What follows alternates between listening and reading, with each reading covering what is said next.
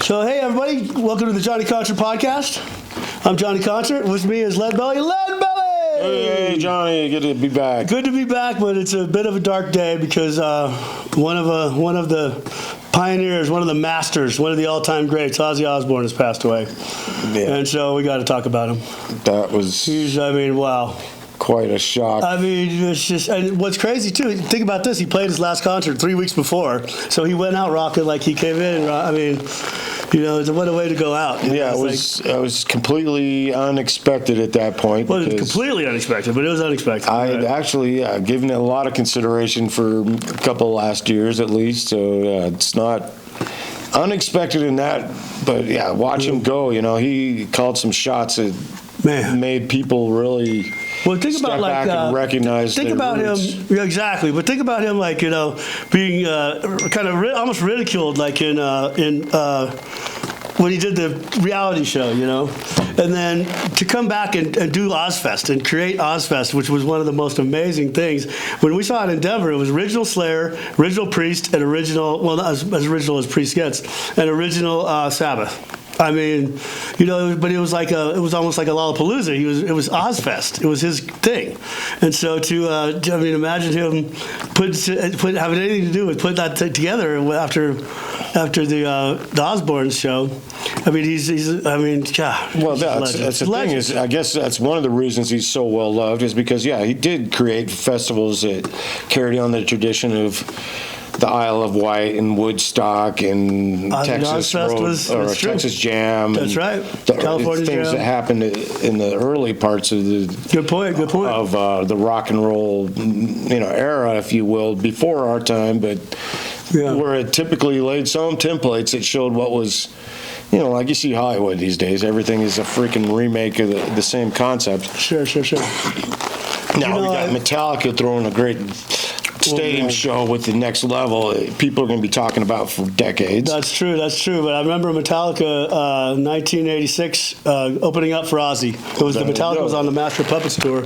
Ozzy was on the Ultimate Sin tour. That's the whole connection. Arena, and that was fantastic. The connection is so almost full circle at this point, which makes everybody take pause and have reverence to where it started and on the life that we've lived since then. We're all survivors of this time period. Watching Ozzy become from Black Sabbath, like these guys are, you don't know if you can trust them, and for some reason people love to see him perform. So hey, let's keep putting him out there. He was a great guy. I mean, you don't hear the negative stories. He wasn't, he did a bunch of crazy stuff, but he wasn't crashing cars and killing people, and right. He wasn't. He was. I mean, he's just easy to like because he's a good guy. The representation that they threw wasn't that different from their lifestyle, I don't believe. I'm not sure. Point, yeah, you're right. I mean, as far as we can look back at it with the the looking glass. But it still was having a good time, It's a rock and roll party. It wasn't. They weren't the most notorious, but no, they certainly didn't develop that image trying to be, Mr. Nice Guy. Well, it's what you do. Is you're in the 70s and you get famous, you're doing drugs and you're doing the rock and roll lifestyle because it's just what you're doing. And also, a lot of those bands like Black Sabbath came from nothing. So also they got a bunch of money. You give a guy from the gutter a bunch of money that's thinking about. He's watching all these other people party, and then he's like, I got a bunch of money. What should we do? Yeah, I wonder what you're going to do. You're going to rock and roll. Like Elvis, hold my beer. That's right. Hold my beer and watch this. But yeah, so Ozzy, man. So it started, of course, Black Sabbath, Birmingham, England. And he was determined not to work at the factory, but to put a band together. And so they were doing blues covers. There was a band called Earth. They were doing blues covers in Birmingham. And all of a sudden, they made it. They got the recording contract. Well, they had the inspiration from across the street where they were rehearsing. It was a movie theater. And they were showing, Boris Karloff of the movie Black Sabbath. Yeah, and that's Tommy, or Geezer had the freaking idea, like, well, people are paying to go be scared? That's Why what Tony can't we said. make That's what music Tony to said. be Why people pay money to get the shit scared out of them? We can. Why not make music that people will be? That's right. You know, Scary music. Throw them for a little. You know, give them nightmares or whatnot.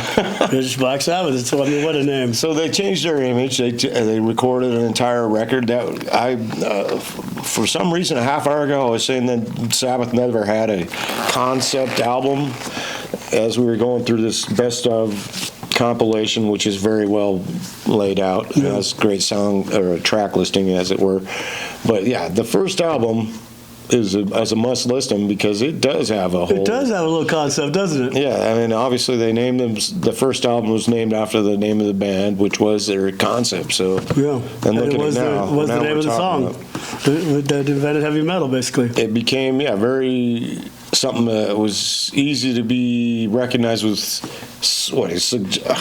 sensationalism, if you will, which is what we live with, the day of sensationalism these days. Social media, what can you believe? But now, back then, it was like, what do you do to get noticed? It's the same thing as today. Right. So they did it. Going against the religion, And yeah. they came to they gained enough, notoriety and, without any following. airplay. They were never on the radio, and they all of a sudden got famous. I don't know how they got the first American tour, but Well, the story goes that they started in the East Coast, and then all the reviews would come in, and so they played at a club in the East Coast, and then everyone stop on the tour, they'd raise them up and put them at a bigger venue. And I'm pretty sure that was that first tour. They actually ended up at California Jam in 1974. And there were, 100,000 people or whatever it was. There's some good publicity. It's craziness. So it's it wasn't. It's literally like no airplane, nobody pushing it, and but just underground. And you didn't have an internet, you didn't have cell phones. People were still spreading the word because it was that good of music. It was that incredible. Yeah, I was recently watching the "Don't Blame Me" documentary. It's way back that I just had to revisit after Ozzy passed, and I was making references back to the beginning show. I was telling my buddy Bob Birdsell that this is what you want to see, a really cool documentary. It's a great one, and it's hard to find an actual complete version of it. It was crazy. I'm not sure if I've ever seen that. Yeah, I'm embarrassed to admit. But anyway, Bill Ward is doing an interview. Okay. And he's talking about their first tour of America, and Ozzy was getting depressed, which you'll hear him in other interviews saying that he's worried about the crowd not being there for him, kind of thing. But it was their first American tour, and they weren't getting a very good response, and he was trying to, figure out his. But then they did his game. And so Bill Ward is saying, that night in New York, I kicked my drums off the stage, and the crowd went wild, and we had us back for 70 encores. Wow. And then so that kind of got the word out. By the time they made it to L.A., they had some street cred, as it were. Yes, that's right. But where did that come from, right? I mean, obviously there was a lot of stuff going on at that time period where they were trying to make their mark.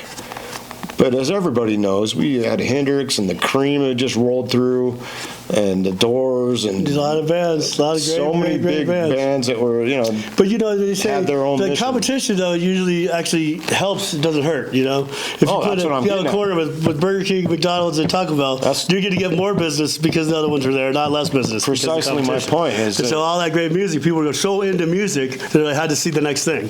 They had to have the next thing. And they stepped up in their own way, created an image. But Tony Iommi's riffs are just created a following because everyone wanted to see him go crazy. That's right. So Ozzy, he became crazy by not watching somebody else. There was other people he was. That's true. Trying to, But he was still his own thing at the same time. You made the point that it was everybody's doing so much crazy drugs and getting whacked out, and who knows what people are, how frightening that could have been. But think of also the creativity that because you're so fucked up, you think of the dumbest shit ever, and actually it's brilliant. Some of it's brilliant. Exactly. I mean, it's the spawning ground for some of the great music that we love still today on the radio. So.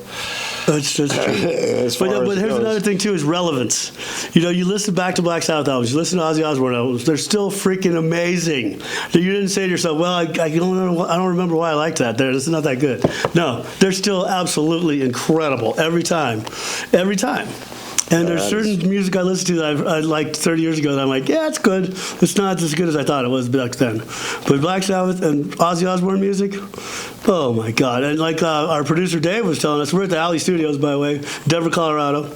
And our producer Dave was talking about how them kicking Ozzy Osbourne out of the band was kismet, because it was like the most amazing thing ever, because then we got 2 Dio albums with Black Sabbath, and we had Blizzard Oz, and we got Diary of a Madman out of it, because Randy Rhoads.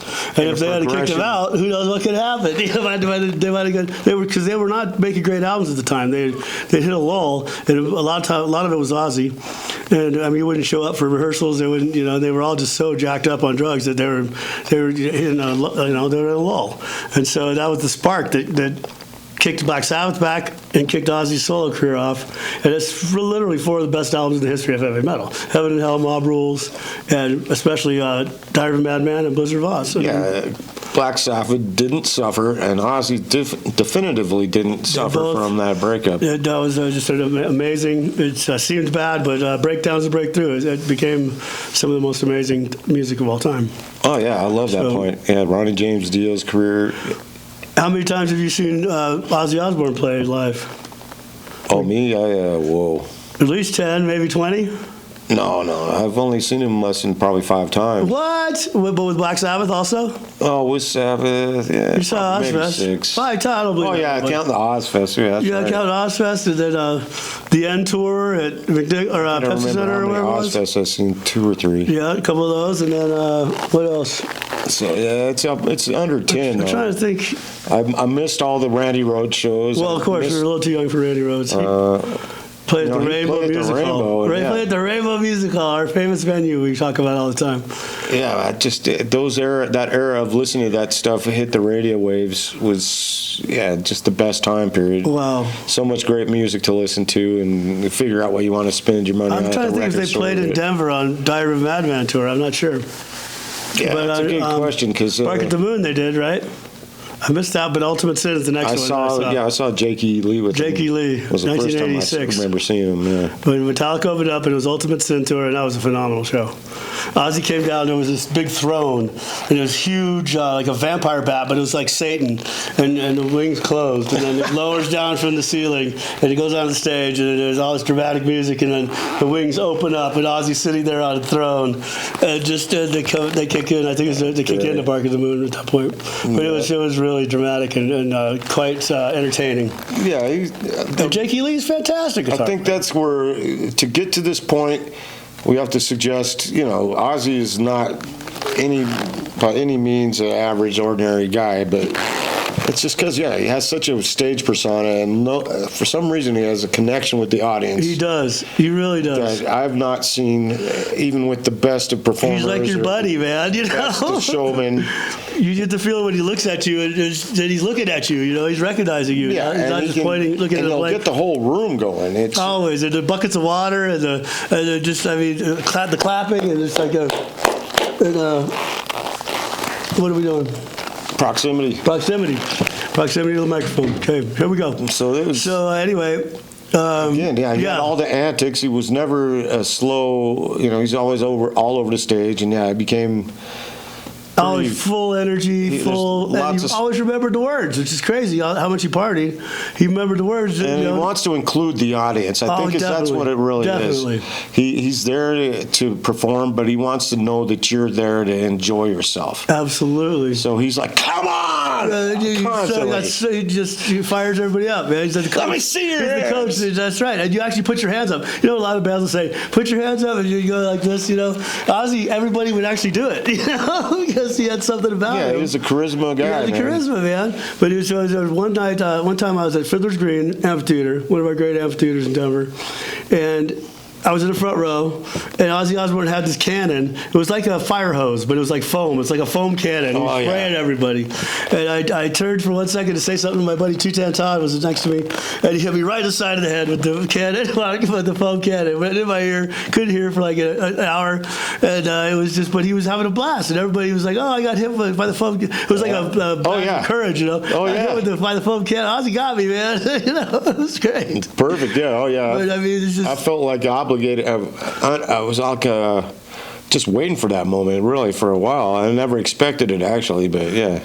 You're right. The When you're up in there, total audience close, participation, total fun. It at was the just fun. Pepsi Center, I remember getting doused pretty darn good. 50 buckets of water, man. He kept pouring them over himself. He did that at Red Rocks. He was throwing. I remember him at Red Rocks throwing water, like 5-gallon buckets of water in the crowd. Yeah, and it was fucking raining. When Ozzy did it, you were like, oh, this is a brand new sweater, dude. You know, we were like, oh, cool. I got hit by the. And that was the thing. If it was like raining, he'd douse himself. He would douse himself half the time. That's right. But he had to keep himself pumped up. He was. Yeah, he was just. They'd show him on the side of the stage before he played the concert. He was just like jumping, running in place and pumping up all the band members. Like, amazing performance. Jumping up and down and just like, psyching himself up. And I probably saw him like 13, 14, 15 times, maybe more. I can't even remember all the times I've seen him, but never less than an A performance. It was either an A or a plus every single time. Yeah. It was never, I mean, he brought it. Yeah, he can't let you down. Sure. And you're not like, oh no, this show's going on and on. It's like, what's coming up next, Yeah. What's he got for us next? You can't wait to see what's next. You cannot wait. Yeah, Ozzy keeps you wanting more all the time. Think about all his guitar players he's worked with. I have one series we're doing that's called The Band with the Best Guitar Players. And you think about all the bands, it's Deep Purple, Whitesnake. There's a bunch of bands like that, Thin Lizzy. But Ozzy Osbourne is up on the top of that list. He started with Tony Iommi, perhaps, the godfather of metal, perhaps the riff master general, I call him. He's got the best riffs ever invented. And then you got Randy Rhoads. Are you kidding me? Mm-hmm. Just phenomenal. People still just gush over his brilliance. It's hard to even describe why Randy was so great. His compositions made Ozzy's solo career. He studied classical music. He was music incarnate. Randy was. But the other thing is the mind meld between Ozzy and Randy. They were on such a level of the way they understood each other so well, and that's as important as being super talented is to have a knowledge of just a brotherhood with you have a musical connection that's like really hard to describe. Yeah, it was bigger than the friendship. You're right. It was just. Ozzy would come in the middle of the night to the hotel room, Randy said, and he'd say, "What about this?" And then Randy'd have the best. He'd say, "That's perfect. What's this?" And they'd write these songs out of nowhere. They'd both be on the same level, and that's just magical. Yeah, I agree. It's still the craziest story of Randy. And it left a lot of people wanting, more, like I say, and he didn't let people down when he actually had to, Well, there's no weak link on those albums too. You listen to the album start to finish. You never skip a song because it's just so good and it flows into the next one, and it's just, Oh yeah, Randy's records are just immense. And the lyrics, everything about him, it's just magical. But Randy dying was just another crazy story. If you want to talk about what Desert Island kind of good call fucking records, definitely those first two. What's your favorite Ozzy album? What's your favorite Black Sabbath album? Oh no, yeah. What's better, Blizzard of Oz or Diary of a Madman? I've put myself to task on that for over a week, and I can't come up with that. I can't come up with the answer, man, because those Blizzard versus Diary. That's like a. And then you got Tribute, that has the best of all worlds. So which one? The Tribute, which was the live record that they did posthumously, but posthumous, posthumous. Yeah. It's just amazing. And of course they had to continue that tour without Randy, which is a chapter that a lot of people don't know. Story, dude. So they're in a tour bus, if you don't know the story, and they're going from date to date, and they pull off in a field. It's in the Midwest somewhere. They pull off into a field and to sleep that night. And reportedly, Ozzy and Sharon are asleep in the back of the bus. Randy gets in a plane. So the bus driver was apparently been up all night partying his ass off. He knew how to fly a crop duster plane. He's a pilot, kind of. So they're on the outskirts of this ranch, and there's a crop duster plane there. And so Randy gets in the crop duster plane with this guy who he knew was up all night partying, and with the cook lady or something like that. But Randy didn't like this lady. Notoriously, they were, all three of them got in the plane. Why the hell would you get in the plane with a lady you don't like, with a pilot that's been partying his ass off all night? So they're flying, and then just for fun, he's buzzing the tour bus with the plane, right? It's like, okay, Randy, you just think about the terror at the end of and then they keep making passes and then the wing catches the tour bus on one of the passes, and boom. Yeah, and then crashed right into the mansion that they were hanging out at. Crashed into the hills, wherever, right next to it, and then boom. It's like, and Randy, all three dead, and Ozzy and Sharon waking up like, what the hell? And it's like, why would you get in that plane? Why? That makes no sense. Yeah, exactly. I was totally against his better judgment because he didn't like to be in there. He didn't like flying. He didn't like flying. He didn't like that lady. The guy been up all night. He knew all this, and he gets to the plane. Yeah. What if they had a gun pointed at him? Yeah, totally shouldn't have happened. Just like kind of Stevie Ray Vaughan was so unavoidable. No, so it's not like a freak car accident that or you're walking across the street and then you fall into I don't know. So like, well, I can see how that would happen. Again, no, how the fuck did this happen?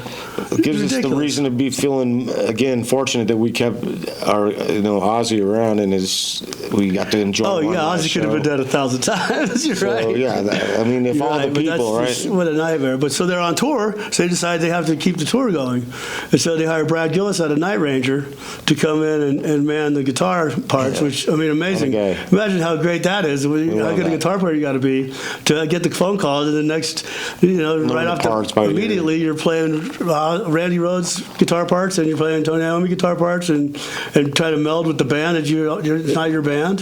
Yeah, and so you got to give Brad Gillis some credit for pulling that off because he does a great job. Yeah. And surprisingly, they never made any records together. Right. I don't know why except for the live record. Speak of the Devil right here. Fantastic. Is all fantastic. Brad Gillis stepping in for Randy Rhoads on the end of the tour. So he's got Iommi, Rhoads, Gillis. Then he's got Jakey Lee comes in, phenomenal guitar player, on Bark at the Moon and Ultimate Sin, which are two, to keep up with Randy in the first two albums is almost impossible.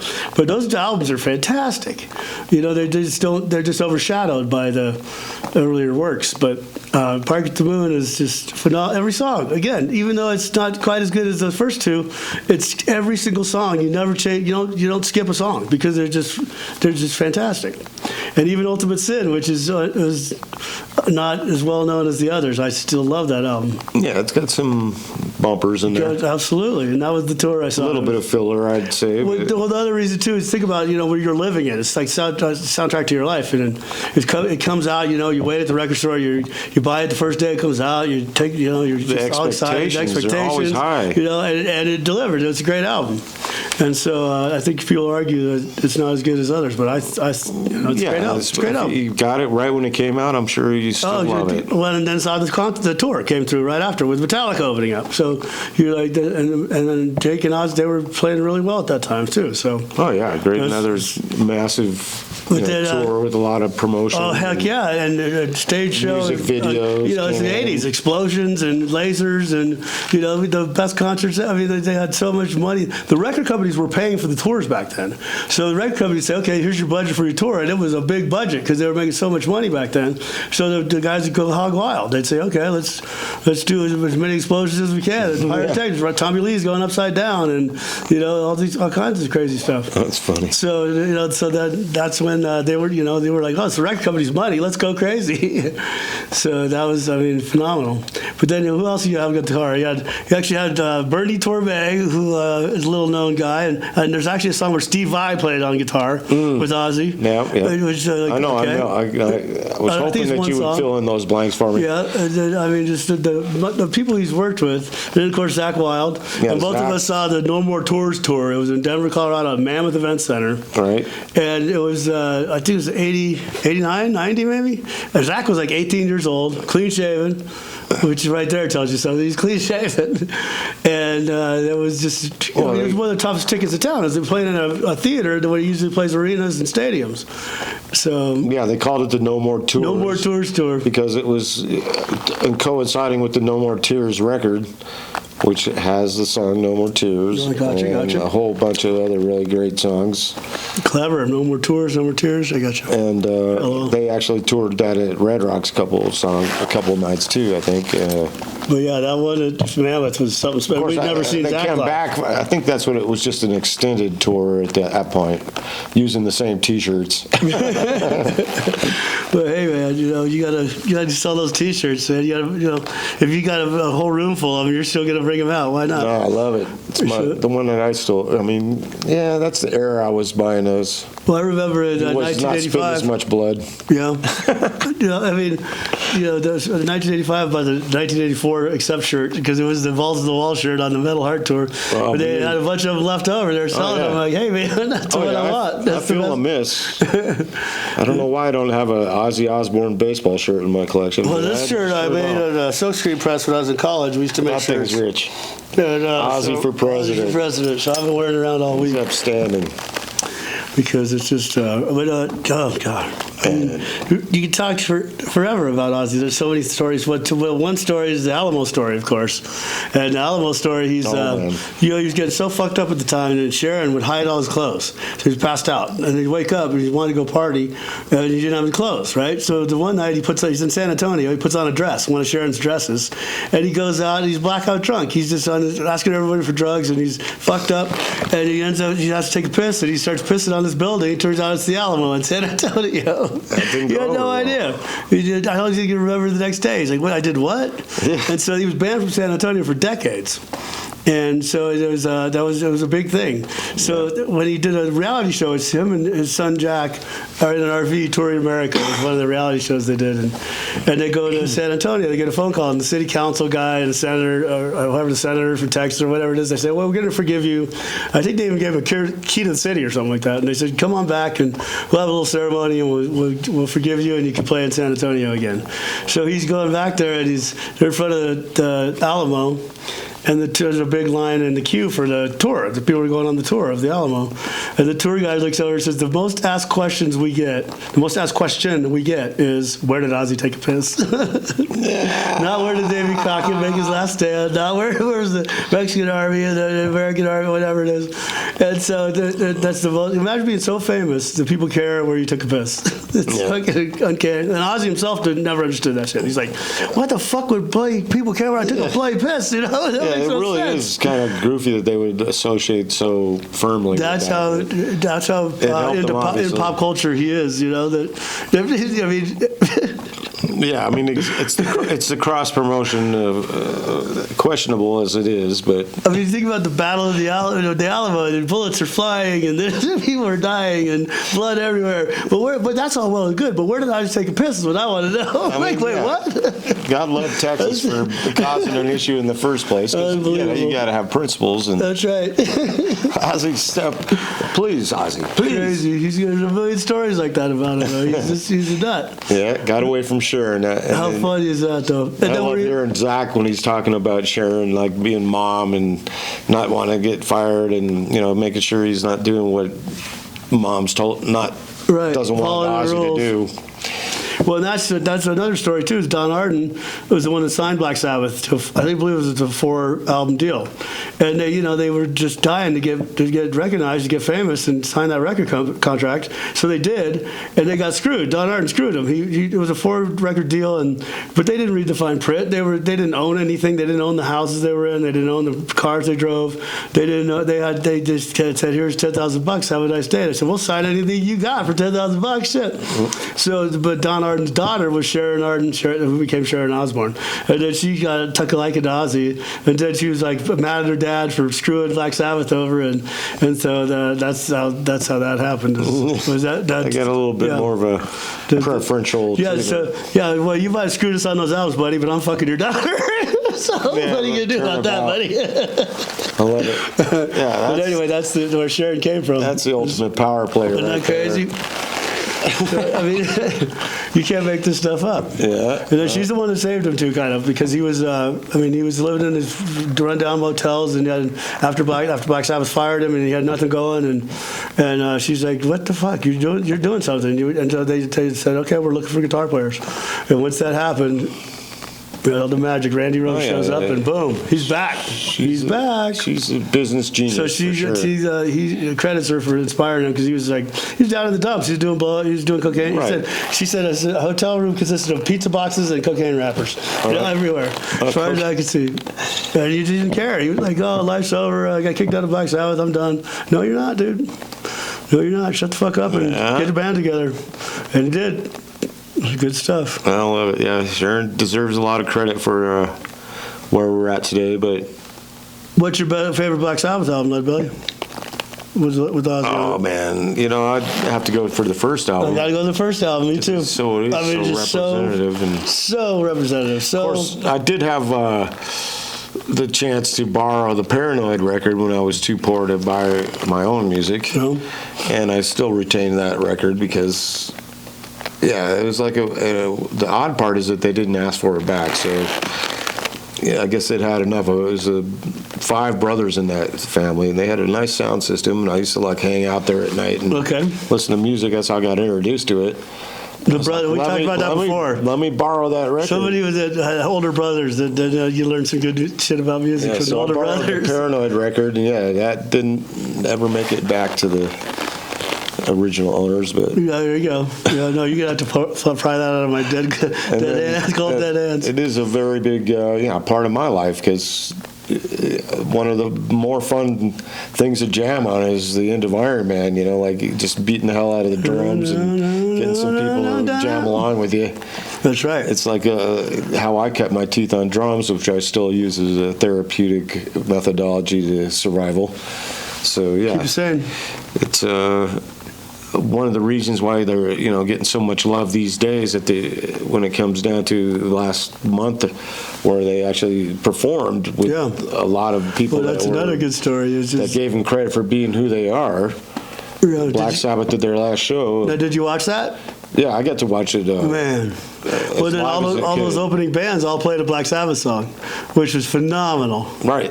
Yeah, I woke up. Lamb of God. What did they do? Lamb of God theirs was. They did Symptom of the Universe. Symptom of the Universe. That's right. We were just talking about that. Yeah.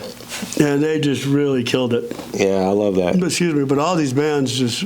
They all show up because they all worship them. Amazing Hand of Doom. Hand of Doom, I think, is my favorite Black Sabbath song of all time. Yeah, and unbelievable. What was it? The one that Guns N' Roses threw me because I'm not even. What was that one? Recognize it at all. I didn't see that part. Johnny Blade. No, that was Johnny Blade. That was Metallica's group actually. I can't even think of the name. No, Metallica did Hole in the Sky, didn't they? Didn't Metallica do Hole in the Sky? Yeah, that was good stuff. I haven't seen that yet because we were experiencing looking through a hole in the sky issues with the internet over at the Black Sky Brewery where we were watching it. Oh, that's where to watch it. I should have been at that one, dude. And that was we should have do a podcast live from there. We have a guy named Harry that opened up a Black Sky Brewery as a Connecticut pizza and heavy metal. Yeah, Harry. And he used to be the head brewer at Breckenridge Brewery in Denver, Colorado, and who makes great beer. And he's just a badass. Long hair. He looks a little Zach Wilde-y. Big ass beard, long hair, and just funnest, craziest guy. Yeah, gregarious, community oriented. It's pizza and metal. It says on the side of the building. Pizza and metal, Black Sky Brewery. And they had an Iron Maiden fan club party there before Iron Maiden played, maybe. Yes. Right before COVID. And they're the only ones I knew that were showing that, which of course I was like, how fun is that?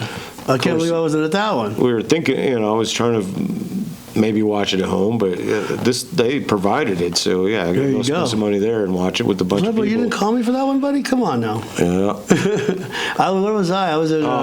We had been done jamming all night, and I woke up going, "Oh, it's already on," Yeah, right, because there's a bit of a time change there. Yeah. But that was and but to go out like that, was the Rock and Roll Hall of Fame show too. That was that he was part of. Oh yeah, that was. And Ozzy watched that one. He didn't perform, but I still have yet to watch all that. Wolfgang Van Halen playing Crazy Train. That was fantastic, man. Billy Idol singing. Steve Stevens was up there. A couple other people. It was just Zach Wilde, of course. And, I saw the presentation, but I haven't seen any of those performances. Yeah, it's good. It's good stuff. Wolfgang killed it, dude. You gotta love Wolfgang, man. He's his solo stuff too. It's very cool. Yeah, very cool. He was going to play at the Back to the Beginning, but for some reason dipped out because I think he was just wanted to, I'm a young guy, and if I'm up there flubbing it up, it's not going to look good. But I don't know. Everything I've seen him do is excellent. So. Yeah, so think about all the guitar players. You had Joe Holmes on Oz. Let's see, what's that? What's the album that Joe Holmes is on? I can't remember. And Joe Holmes played on the tour too. He was a phenomenal guitar player also. Oh, yeah, you're throwing me for. And then one more. I mean, think about those guitar players. Craig Goldie, or no, that was Dio. We're not supposed to talk about Dio today, Ledbelly. I'm thinking Ozzy Day. The guy that took over after Zach. What was his name? Gus G. Oh yeah, Gus G for Firewind, right? That's right. He's a phenomenal guitar player too. That's when I said. I mean, what a list of axemen. Front row. That's just, whew. Yeah. And they all line up all day long to play for Ozzy. Oh yeah, that was phenomenal. Zach Wild calls him the boss.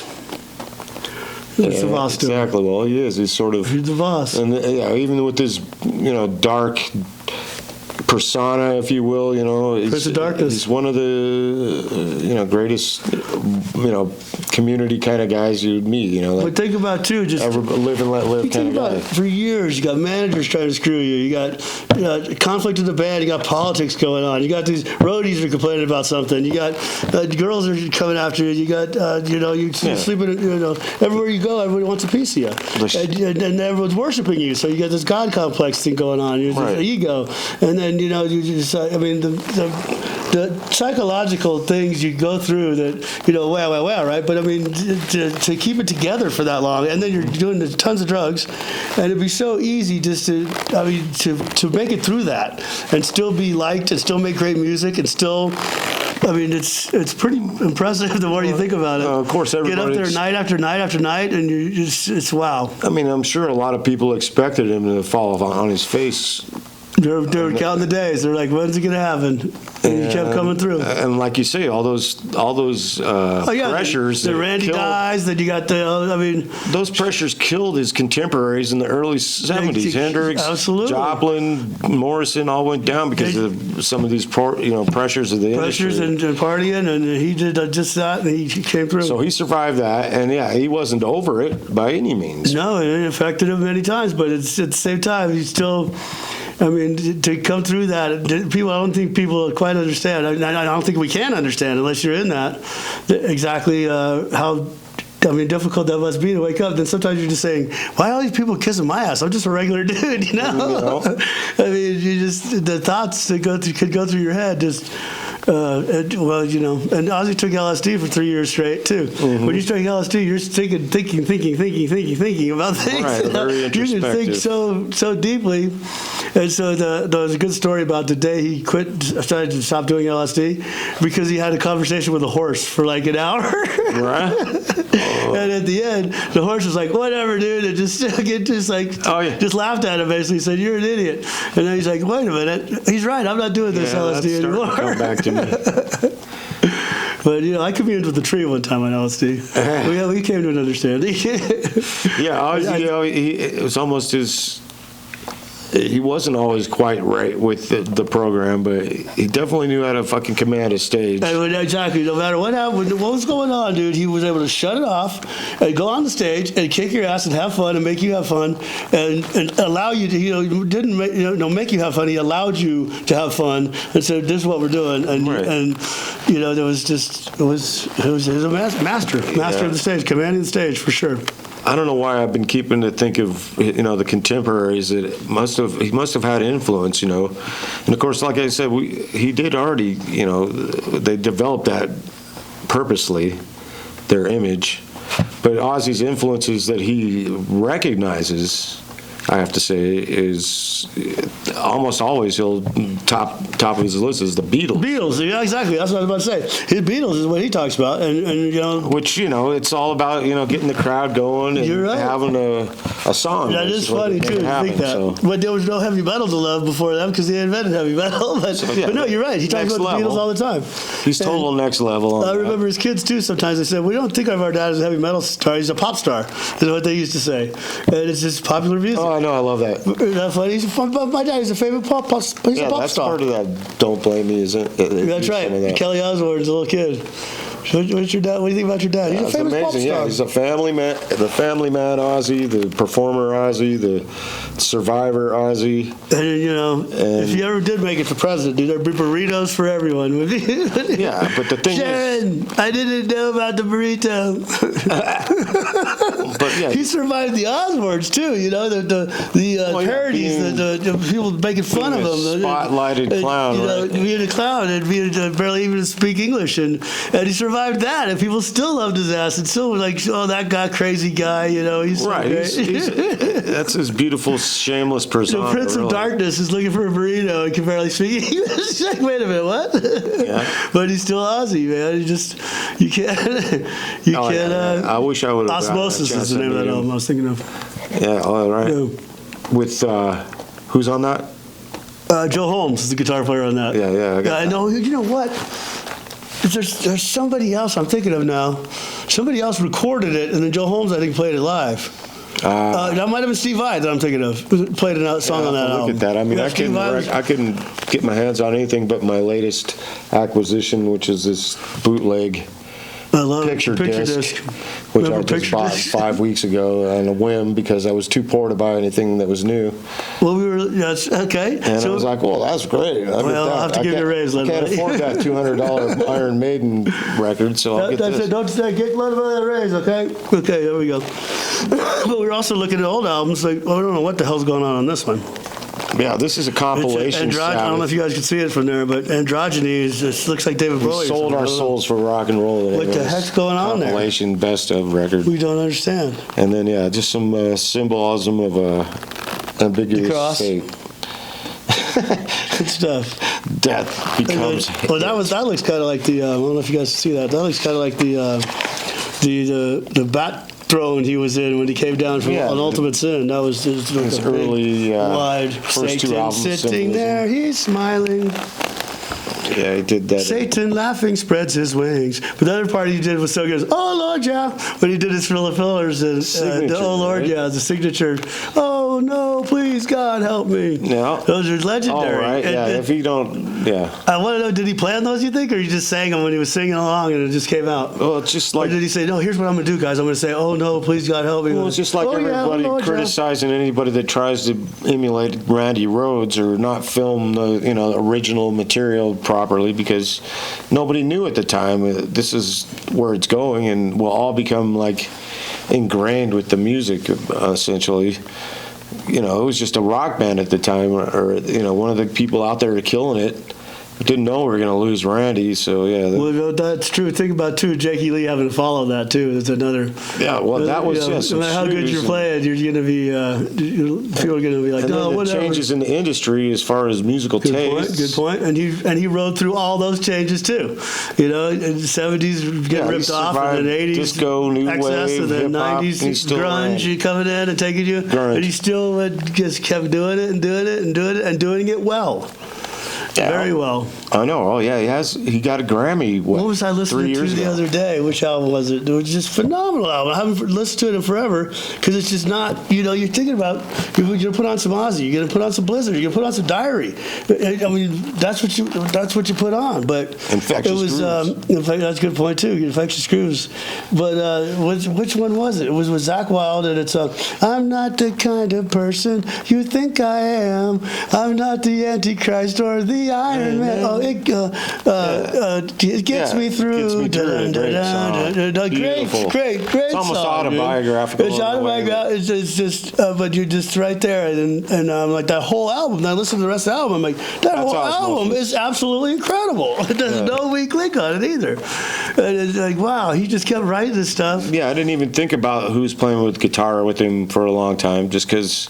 I mean, I love Zakk. When he left, I was like, oh no, but obviously he's done like a huge career. Yeah, and it was almost it's the same syndrome as everybody's always had when a member or a band gives up. So yeah, it's I don't know. I just love original, But it's still Ozzy. Once you learn to love it. Ozzy's going to have guitars lined up, and whichever one it is, exactly. It's going to be great. It's going to be phenomenal music. With I love this thing with Dweezil Zappa, where he's playing Staying Alive. Oh, nice. I don't know that one. The Bee Gees song. I love the Bee Gees. I think that's the one he's on. We used to always say Death Before Disco and stuff, but you know, you listen back to that stuff, like that's pretty freaking good music. You know, the way the horns are organized and he goes all aboard the disco train. Oh, that's hilarious. I don't know that one. With Dweezil? Yeah. I gotta check that out. Oh, it's amazing. I love it. I had a half of it on tape for a while. Now I got the box. It's on this box set. All right. Well, we're listening to queuing that up next. Yeah. What else are we going to talk Darkness box set. I mean, you gotta find it. I mean, so we both think the first album of Black Sabbath is the best. What's the best Ozzy album? Oh, Ozzy's, yeah, like I said, for a week I've been throwing around in my mind. I mean, how do you decide? The first two I have to say Diary of a Madman. solos are Diary of a Madman is my favorite one. the toss-up, really. So It's just all, but God, Mr. Crowley, I mean, are you Crazy Train? Are you kidding me? How do you, I mean, but Diary, man. yeah, Crazy Train has to be one of the most iconic riffs ever. Of all time. Heavy and Well, and Larry Walker from the Rockies, our Rockies player, that used to be his at bat song. Yeah. Would come on when he was up to bat. So I mean, I used to think that, but there's actually, his guitarists always have great riffs. So, but the second side of Diary too, because the first side's so good, but you've heard it a million times. But the second side is just so. I mean, it's just like this mystical, and you're in a whole other realm kind of thing. You're like in a picture, like an old castle, an old kind of Dark Ages kind of scene. I don't know. Yeah, Diary of a Madman. It's just spooky and haunting, but those riffs, I mean, I don't know. That just does it for me. Oh yeah, does it for me big time. I mean, I would love to. SATO. What's SATO stand for? I don't know if I'd ever do that. Yeah, you got me. What's the significance of the title? We should know this. Probably Ozzy doesn't even know. Oh, yeah, really? They made a mistake at the printer's office. They put the period between each. Made it. Oh, yeah, it's probably something they knew would get censored. So. Yeah, good point. So, we can make something up. Yeah, we didn't come up. Obviously, this is all off the cuff. I don't know. So you're going to give us an answer though, Ledbelly? What's your favorite Ozzy Osbourne? I'll say Diary because Diary. I got to go with Diary. It's the next progression of what they were doing as a Blizzard unit. I don't know. Don't ask me. I don't know. And those tours were just so great that time period when Randy was still with them. Man. Can't believe I never got to see Randy Rhoads play guitar. Mm-hmm. You know, I have two in my poster collection. I have two Randy Rhoads posters. One of them they misspelled his name. They put an E in it, and it's the one with the black background and the black and white polka dot guitar. I've got that one. And the other one has like the green background with the same iconic guitar. Oh, okay, yeah. But those, when I have my posters on the wall, in high school, and college, and still in studios. That I keep my poster collection scattered amongst the studios of Denver. But there was two Randy Rhoads posters among all the, like 50 posters. Two of them were Randy Rhoads because it's just that prominently placed Randy Rhoads. Not one, but two. I'm thinking I might have an Ozzy Randy Rhoads poster, but yeah, I do have one of those with the real close-up of that sick flying V with the black and the polka. Unbelievable. Signature guitar. Yeah. You think about that too when you think about it. And then I met a dude that was had a Jackson, and that thing just, what amazing action on that thing. I was like, what? Action Jackson. I love it. Well, yeah, from the, think of the album covers too, I think of. And on all the Sabbath and albums and Ozzy solo albums. And, it's usually... He was the guy. It's him on the covers. Where's all the stats? No, because he's just that iconic. That even though Tony Iommi, it's Tony Iommi's band. Even when Ozzy was gone, then when Dio was gone, and all those guys are gone, Iommi still kept Black Sabbath going when he was the only member. Sometimes it was his band, but they still put Ozzy on the cover sometimes. Because he's Ozzy. They got together for Live Aid, and it was pretty. That's a good point. That's a good point. But I'll tell you another story. Is when I saw the Ozfest at Fiddler's Green, it was the original. Slayer had fired Dave Lombardo.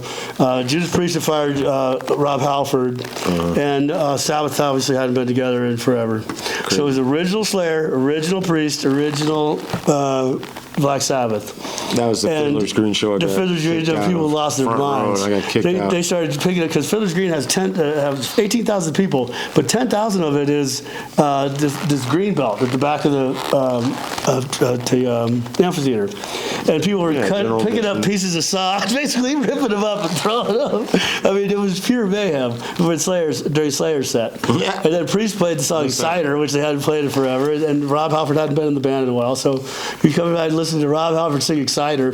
But then when Black Sabbath took the stage, there was a feeling of power in the air that I've only felt one other time in my life, to where I would getting goosebumps just talking about it. It was this feeling, it's really hard to describe, of just the Black Sabbath just controlling the air and like controlling the entire atmosphere.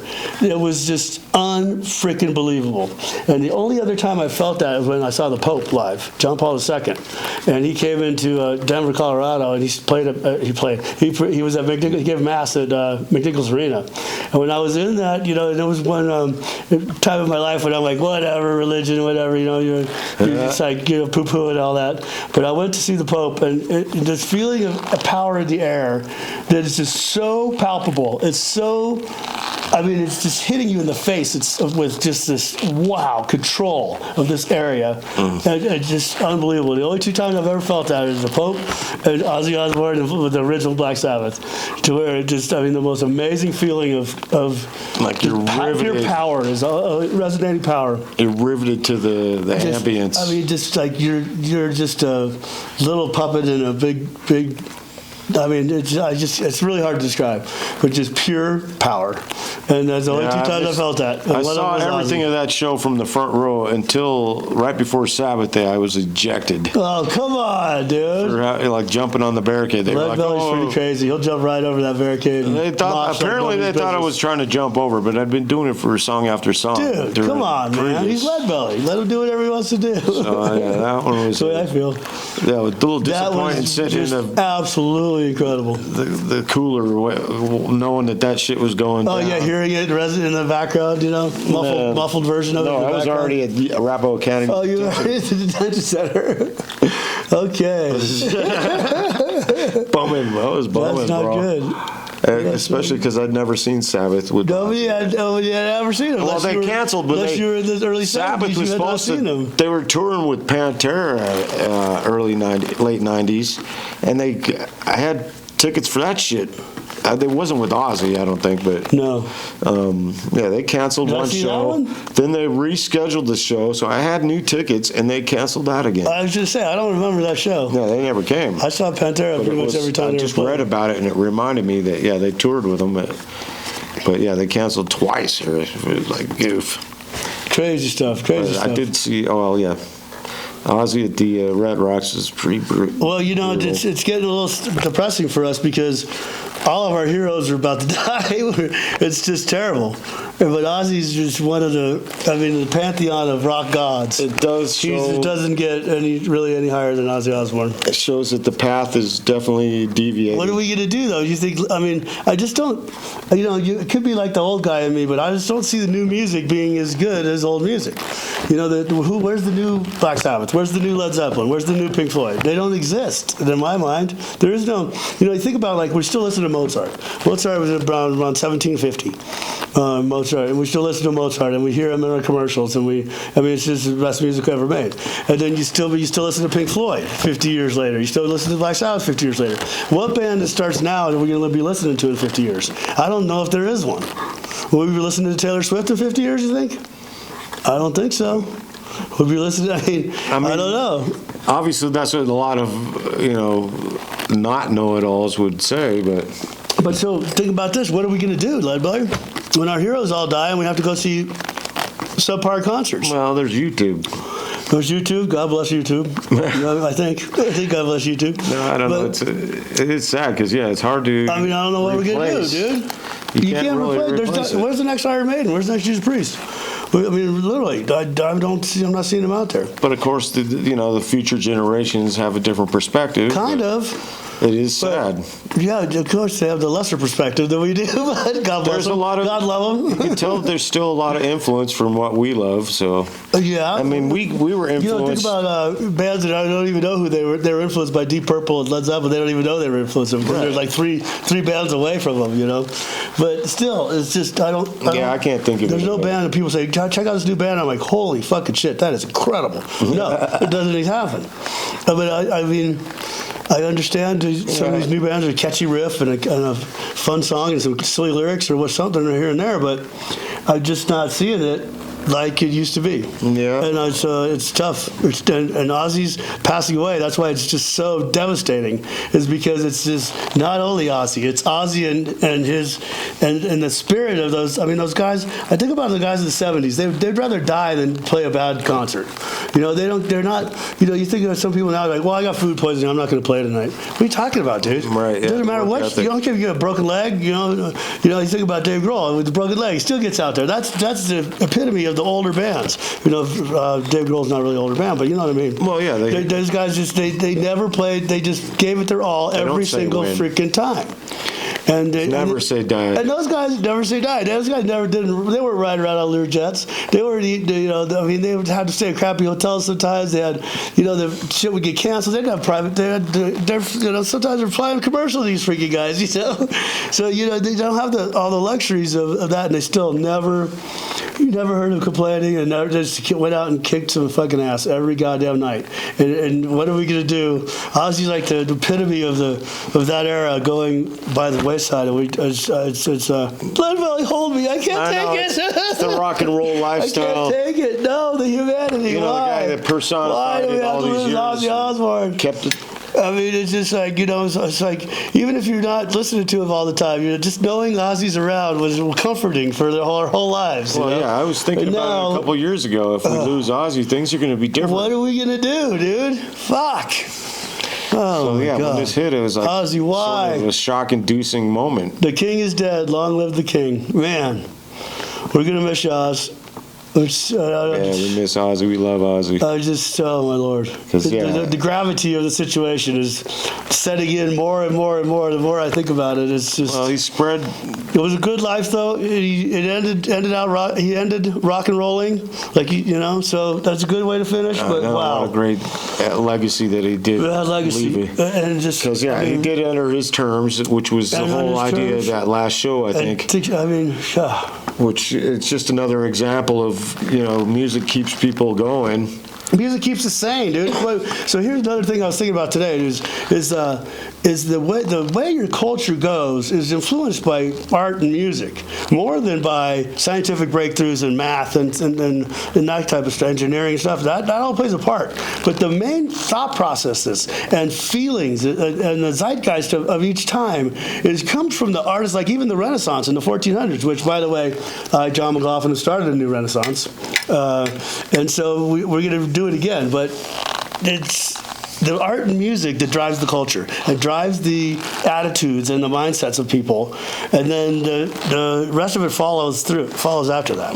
And so people gotta have it, or it's just devoid of any feeling. Exactly. Right. As amazing as technological breakthrough is, it's a feeling of love. It's a feeling of passion. It's a feeling of is what really we live for. What keeps us going, and what also influences our brains, our thought processes, and everything. It's critical. And so people like Ozzy Osbourne, they shape it. They shape us. They shape culture. They shape community. They shape society. And it's so deep that it's just now it's the common ground. Make myself cry. It's so common ground for all of our artists that we just watch perform with Ozzy and Black Sabbath, which are a lot of, again, a dying breed. But a dying breed, but also think about the comfort level you get from just knowing that those guys are around, that now we lost Ozzy. Yeah, and you can see what kind of joy. Well, Leonard Skinner's coming through again. They've been doing it for 45 years. Excellent. Good to know those guys are still going, whether even if you don't go to the concerts or whatever.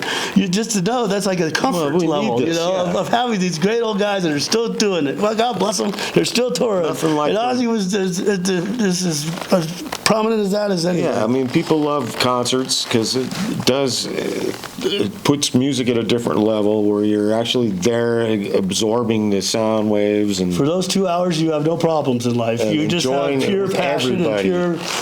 It's a community event, so that's one of the reasons Ozzy's so damn popular, because he could join the whole crowd as one. Good point. And tell them he loves you and he expects you to love him, kind of thing. But he provides a reason. So it's true. It's true. You go to the concert, you're like, oh, you like this music too? Right on, dude. How you doing? Right, common ground. Common ground, man. And Ozzy did it as well as anybody ever. Yeah. I've been wearing this shirt around all week, and the amount of comments I get on it. I mean, people. But so we're gonna miss you, Ozzy. We love you. And it's going to be tough. He'll never be quite the same, but of course he'll be with us, forever, because we listen. Play his music constantly. Listen to Black Sabbath. Listen to Diary of a Madman, and appreciate the Oz. And we salute you, Ozzy. One of the best of all time. Yeah, what a event, really. And watch that last show in Birmingham. And see all those musicians pay tribute, and then watch Black Sabbath. And think about still Tony Iommi's still doing riffs 60 years later and killing it. It's impressive. It's amazing. Take a look at there's things coming up all over the internet of people's experiences with visiting or knowing Ozzy. Or even just being at the shows, or one of the most amazing concerts I've ever seen, for sure. He's legendary for a good reason. A good reason. And then you think about when Metallica talks about touring with them, and Motley Crue talks about touring with them, and they all they speak of it with this respect in their voice, and they just those guys are cocky little guys that they thought they're as good as anybody, but they still when they were with Ozzy, he was their guy. He was the guy. Yeah, they were lucky enough to have reverence. They speak with him with reverence. Absolutely, I think of that word because but they had such an involvement that's amazing that they did catapult along with him basically. Because I'm sure that's a good point. All the bands he made famous. I just love that they still honor that whole reason that they got where they got, kind of thing. Good point.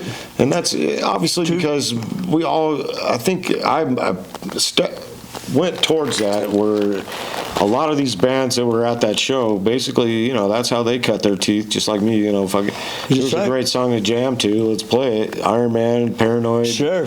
Children of the Grave, Symptom of the Universe. These things are just like big jam sessions, really. Sometimes when it boils down to it. You never really thought of Ozzy as over the hill, or you never really thought of him as phoning it in, or none of that, dude. He's still, to the end, he was Ozzy. And God bless you, Ozzy. Yeah.